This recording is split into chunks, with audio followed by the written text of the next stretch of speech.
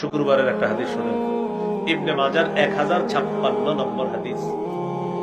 এই হাদিসের বর্ণনাকারী আয়েশা সিদ্দিকা রাদিয়াল্লাহু তাআলা আনহা, তিনি বলেন, আন্না নবী সাল্লাল্লাহু আলাইহি ওয়াসাল্লাম খাতাবান নাস ইয়াউমাল জুমুআ।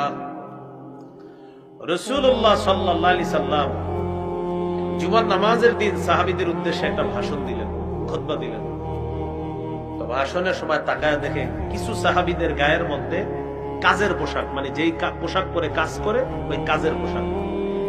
অনেকে আপনারা মাশাআল্লাহ শ্রমিকের কাজ করে, অনেকে আপনারা বড় বড় কাজ করেন। তো আমাদের এই গ্রামগঞ্জের মানুষ অনেকে কৃষি কাজ করে। তো এরকম কাজের পোশাক পরে জুমার নামাজে চলে গেছে। তো নবীজি খুতবার সময় দেখে কয়েকজনের গায়ে কাজের পোশাক। ফারাআ আলাইহিম সিয়াবান নিমার, কয়েকজনের গায়ে দেখে কাজের পোশাক। নবীজি বললেন, মা আলা আহাদিকুম ইন ওয়াজাদা সাআতান আইয়াত্তাখিযা থাওবাইন লিজুমুআতিন সিওয়া সাওবাই মাহনাতিহি। তোমাদের মধ্যে যাদের সামর্থ্য আছে তারা যেন জুমার নামাজের জন্য আলাদা 2 জোড়া কাপড় কিনে রাখে, সংগ্রহ করে রাখে। কাজের পোশাকগুলা খুলে তারা যেন ওই 2 জোড়া কাপড় পরে তারপর জুমার নামাজে আসে। যাদের সামর্থ্য আছে তাদের উচিত আলাদা 2 জোড়া কাপড় সংগ্রহে রাখা, যেটা পরে সে জুমার নামাজে আসবে। এই হাদিস থেকে বোঝা যায় জুমার নামাজ, ঈদের নামাজ, আপনার ধর্মীয় আরো বড় বড় অনুষ্ঠানগুলো আছে, এগুলাতে আমরা একটু পরিপাটি হয়ে অন্য পোশাক পরে যাওয়া, এটা আমাদের জন্য উত্তম।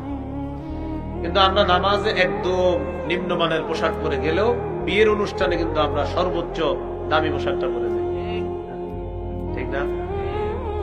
আবু দাউদের হাদিস 4063 নম্বর হাদিস। হাদিসের বর্ণনাকারীর নাম আবুল আহওয়াস, তিনি বর্ণনা করেছেন তার পিতা থেকে। তার পিতা বলেন, عن أبي الأحوص عن أبيه قال أتيت النبي صلى الله عليه وسلم في ثوب دون। আবুল আহওয়াসের পিতা বলেন, আমি নবীজির কাছে নিম্নমানের একটা পোশাক পরে গেলাম, একটা নরমাল পোশাক পরে নবীজির কাছে গেলাম। তো নবীজি আমাকে বললেন, আলাকা মালুন, আচ্ছা তোমার কি সম্পদ আছে? সাহাবী বললেন, জি হুজুর, আমার তো সম্পদ আছে। নবীজি বললেন, মিন আইয়িল মাল, কোন ধরনের সম্পদ? সাহাবী জবাব দিলেন, মিনাল ইবিলি ওয়াল গানামি ওয়াল খাইলি ওয়ার রাকিক।